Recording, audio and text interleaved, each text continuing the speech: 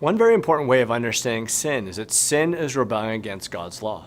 It's not doing what He requires of us, not living as He has called us to live, and therefore never fully being who God created us to be. Sin is living without reference to God, not viewing Him to be the defining reality of our lives around which our entire lives need to be centered. And when we don't live as if God is who He is, we violate His law and all of the good, loving, protecting guidelines that He's provided to us for how to best and most fully live our lives. Think about it this way. If you were to walk off a cliff and say, I don't have to live by the law of gravity, I can live by my own rules. On the one hand, you aren't obeying a very specific rule and commandment, namely, don't walk off a cliff. But on the other hand, you're also not living in reference to gravity. You're living as if gravity were of no consequence or importance in your life. You would never say the laws of gravity are just so arbitrary, it just seems so unreasonable that I have to obey them. You would never say that because you understand that gravity is something that we must live in reference to. Of course, there would be guidelines to honor, boundaries to acknowledge. And do you know what happens when you walk off a cliff and try to break the law of gravity? Death and disintegration.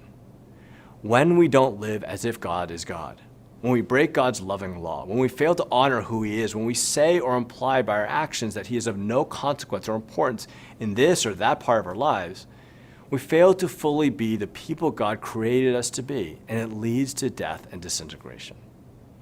This illustration may help. The solar system exists harmoniously when all the planets orbit around the same center, namely the sun. If, however, the planets all decided on their own what to orbit around, or some of the planets chose not to orbit around anything or to orbit around themselves, what would happen? Death and disintegration.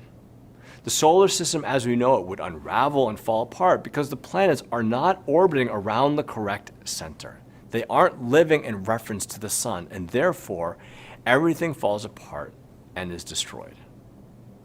Not living in reference to God not only leads to our death and disintegration, it's the reason why the entire cosmos is subject to death and disintegration.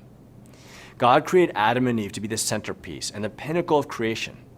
And yet when they sinned, not only did their disobedience of God's loving law have implications on their lives, it had implications on the entire cosmos. Paul writes that the wages of sin is death. Sin leads to death. And yet the gospel is that Jesus Christ experienced death so that we could live. In some ways, He was disintegrated on the cross, spiritually torn apart, so that we could be made whole. He died for our sin so that we could be made alive. He experienced death and disintegration. He paid the penalty for our sin so that we would not have to.